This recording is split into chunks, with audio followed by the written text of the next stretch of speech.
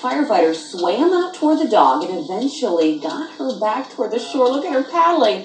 They afterward posted some pictures on Facebook. Got quite a response. The dog now is doing just fine. Yeah, quick reminder that the ice, if there is any on our water, it is by no means safe, especially with what's coming this weekend. Yeah, well, we've had more than 60 hours that were below freezing. It was not cold enough, long enough that anything that was had a little bit of ice on top was thick enough that you could get on it. Now, as we talk about what's coming in for tonight, it starts out with the fact that we've got some fog in place. And there's 3 reasons why that fog has developed. 1, the ground is cold. 2, we've got some relatively warmer air that's pushing over top of that colder surface that condenses the air right there at the surface and creates that fog. And then lastly, we've got relatively calm winds, so it doesn't mix out that moisture. We are going to continue to watch this warmer air surging in, and it's going to play a big role in our upcoming weekend forecast. May not feel very warm at this point. We're at 35 degrees, but with the light breeze, we're not talking about much in the way of a wind chill factor, so that's a positive. But as we head through the night, this is something atypical as to what we track during overnight hours. Temperatures are going to be rising, and by the time you head out the door tomorrow morning, at 7 a.m., we're looking at temperatures in the low 40s. So that's much warmer than we've been for afternoon highs for at least the last couple of days.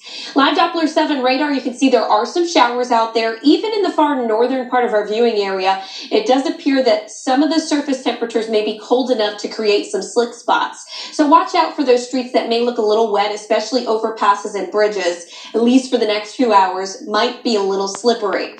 Further south and west, you can see just some scattered light rain showers that are now beginning to push in. That's going to move in along with that warmer air. Now, we talked about the warmer air creating the fog, but into the upcoming weekend, it creates an even bigger problem. While we'll enjoy the highs in the 50s, that warmer air is actually going to increase instability, something we haven't said in quite some time, and the potential for some strong, perhaps severe thunderstorms on Saturday. Our main concerns with those thunderstorms would be isolated damaging wind gusts, very heavy rainfall that may lead to some minor flooding, and those conditions are most favorable south and west of the Dayton metro. So let's time all of this out for you on Futurecast. You can see through the night we've got overcast skies. That drizzle will be in place with some showers around by early tomorrow morning. There's 5 a.m. It's not going to be a steady, heavy rain, but just dodgy in nature along with that drizzle and mist. Now, the mist and drizzle will stick with us through most of your Friday.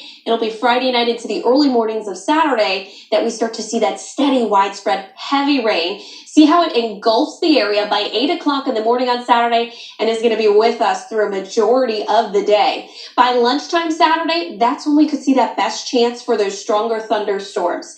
As we get into the late afternoon, early evening, we'll get a little bit of a break and then perhaps a few more passing showers Saturday night. Look at these wind gusts as we head into Saturday. These are even outside of those stronger wind gusts that could be with a severe storm.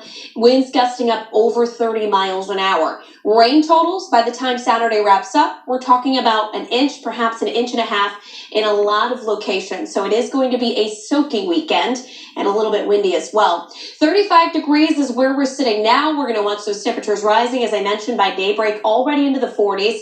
We're in the 50s this weekend with the rain and storm Saturday. We'll dry out on Sunday. Then the cooler air pushes in for early next week.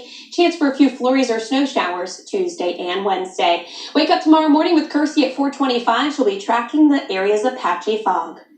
I saw gas tonight selling for $1.94 a gallon. Here's video from Stewart and Brown Streets in Dayton when it was $1.95. That is 67 cents less than the state average just a month ago. There were short lines at some stations. Usually it goes up around the holidays when people are driving, so it's a welcome change.